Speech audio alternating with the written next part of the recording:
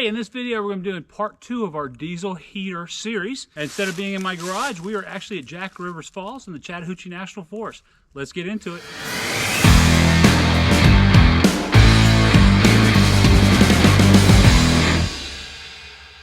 Hey everyone, welcome back to the channel. This is Robert from Sherburne Outdoors, and hey, today we're going to do our diesel heater part 2. We tested it out in my garage, worked great, heated up that area just fine. So today we're out in Jack Rivers Falls, which is part of the Chattahoochee National Forest, right up near the Tennessee-Georgia border. Not too far from Chattanooga. And one thing I wanted to do was test this out when it's going to be cold. So right now, even though I've got shorts on, it's about 35 degrees. It's going to drop down to about 20 degrees tonight. So I've got our diesel heater right here. It's set up to where it's not touching anything. I haven't figured out the mounting of this, so I just got it sitting on some rocks right now. But the exhaust is up pretty high because it does get pretty hot. I've got an insulated tube. So I watched Matt at Ozark Overland Adventures almost fry himself out using one of these.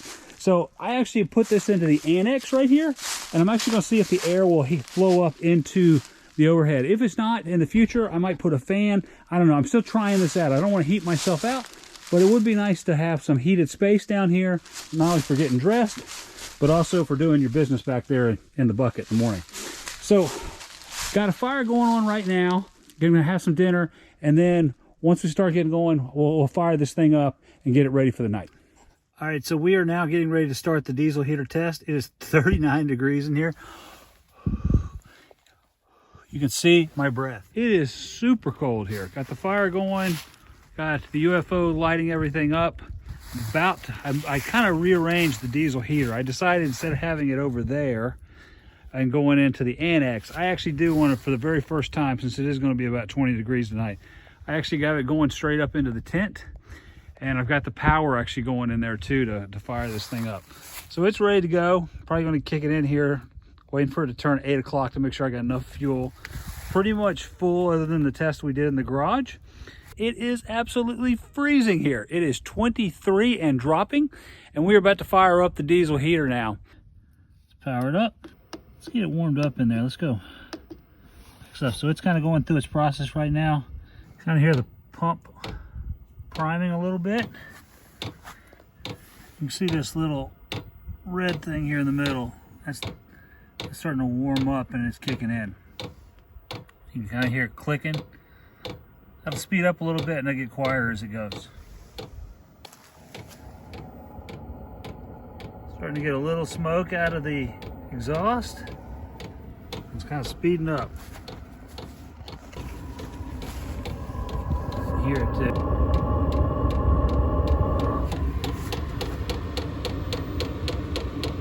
All right, it is now 70 degrees in here.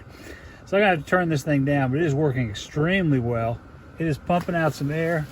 We kind of zap 151 degrees coming out of there. It is on fire in here. It is now 72 degrees. So I'm gonna turn this thing down to low and just see how it goes through the night. It's drawing very little power off the battery. Good morning. That was a very warm night's sleep. I had to put this thing down to low last night because even at like 2 to 5, the settings go from 2 to 5 or 2 to 6. I had it 5 when we were looking at it, when we got it up to 70 last night, and then I cranked it down to a low setting of 1. And it stayed about 65 degrees in here, which is plenty warm. And other than that, I started sweating. I ended up sleeping in, I'm in a t-shirt and shorts. It is actually 21 degrees outside. I'm kind of curious how long, how much gas we have left, how much diesel's left in the tank. We started at, I think it holds about right at 1 gallon. And I turned this thing on at 7:30 last night. It is 8 a.m. right now. Did sleep in a little bit. Gonna get outside, see how much stuff's there, cook some breakfast, get a fire started, and kind of get the day going. Let's take a peek. One last thing is, you know, obviously you have this hooked into the charger right here, the diesel heater. I was charging the refrigerator and my phone, and it's still above 60% on a 500 watt charger, so plenty of power. Didn't use that much. Thought it would use more. It's drawing very, like right now it's drawing 11-12 watts. All right, wow, that was a successful night. If we look here, we only used about half a tank after 12.5 hours on low, an hour on high really. We're down to half a tank of diesel. That is amazing. So this lets me know that I can do a whole weekend on this thing with no worries in serious cold weather. Okay, with that, I am a believer in the diesel heater. We did have the carbon monoxide sensor up in there just to make sure we didn't kill ourselves.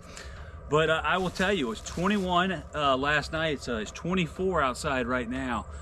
I had it up to 77 at one point in time. It got so hot in there when it was on. But then I dropped it down to low, and it stayed between like 63 and 67, which was perfect. I tell you what, I got hot.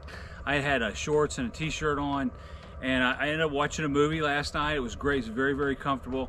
Couple of knocks on it. Well, let's talk about some of the positives. One of the difference between this and saying having a buddy heater is there is zero condensation in the morning. The air is very, very dry that comes out of this thing.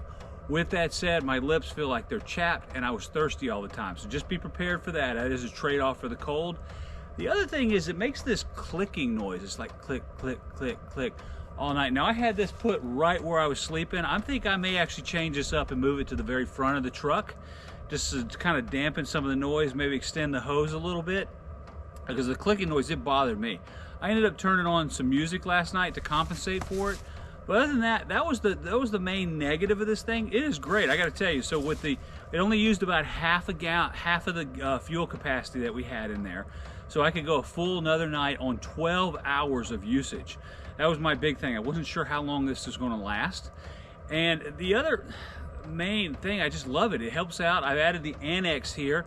I'm going to blast some heat in there and see if it just will do the whole tent now that I've got a little bit of time this morning when it's still extremely cold. But that's kind of I'm extremely happy. $130 total investment, and I was super, super warm. I'm up near the Tennessee-Georgia border. It is January 8th. It is 24 degrees out here, and I just stayed warm all night. So this lets me know that I can go camping anywhere I want to go. With that said, I hope you enjoyed this. Hey, if you like this kind of content, go ahead and click that like button. Don't forget to hit subscribe and click the bell to be notified when we got new videos out. Thanks for everybody's time. Have a great weekend.